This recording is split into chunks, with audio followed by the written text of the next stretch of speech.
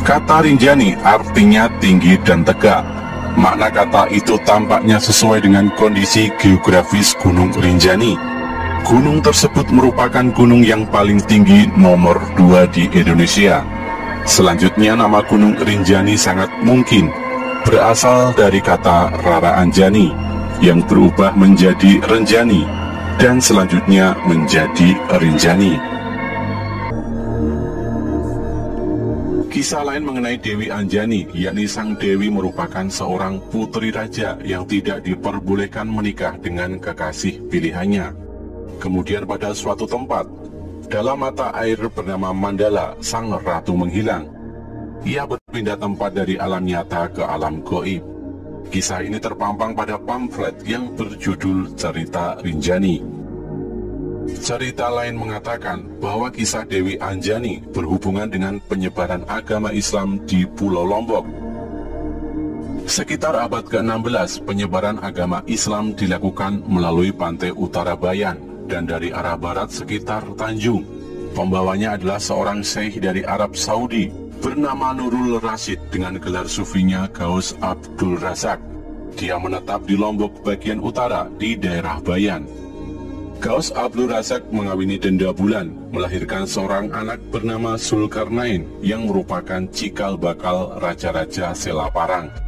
Selanjutnya, Gaus Abdul Razak menikah dengan Denda Islamiyah dan melahirkan Denda Khomariyah yang populer dengan sebutan Dewi Anjani. Hampir mirip dengan kisah sebelumnya, bahwa Dewi Anjani anak dari Gaus Abdul Razak, juga menyampaikan bahwa Dewi Anjani adalah anak dari Denda Islamiyah yang merupakan istri pertama Gaus Abdul Razak. Sebelumnya, Denda Islamiyah disebutkan sebagai istri kedua. Yang berbeda lagi adalah Dewi Anjani pada versi ini memiliki 2 orang saudara laki-laki, yakni Sayyid Umar dan Sayyid Amir. Sementara saudara Dewi Anjani hanya 1 orang, yakni Zulkarnain.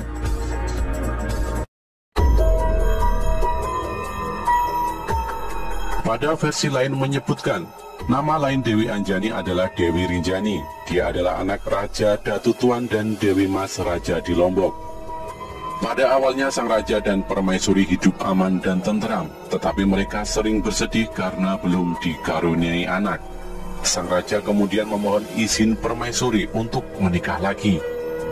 Raja Datu Tuan kemudian menikah dengan Sunggar Tutul, putri dari Patih Aur.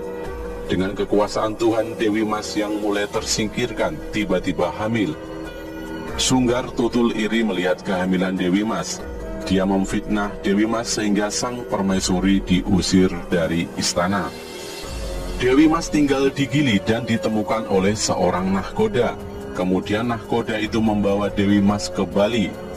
Setelah sampai pada waktunya, Dewi Mas melahirkan anak kembar. Yang laki-laki bernama Radenuna Putra Janjak dan yang perempuan bernama Dewi Rinjani. Saat mereka mulai tumbuh dewasa, mereka bertanya kepada ibunya, siapakah ayah mereka? Dewi Mas menyampaikan bahwa ayah mereka adalah Datu Taun, seorang raja di Lombok. Radenuna Putra Janjak pun berangkat ke Lombok untuk menemui ayahnya.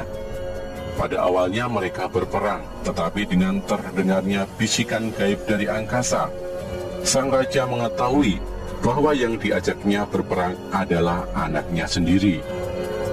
Mereka akhirnya berdamai dan Raja Datu Tuan menjemput Dewi Mas ke Bali. Radenuna Putra Janjak pun kemudian menggantikan ayahnya menjadi raja. Sementara itu sang ayah dan putrinya Dewi Rinjani menyepi di puncak gunung untuk bersemedi. Disinilah kemudian Dewi Rinjani diangkat oleh para makhluk halus menjadi ratu. Sejak saat itulah gunung itu disebut sebagai Gunung Rinjani.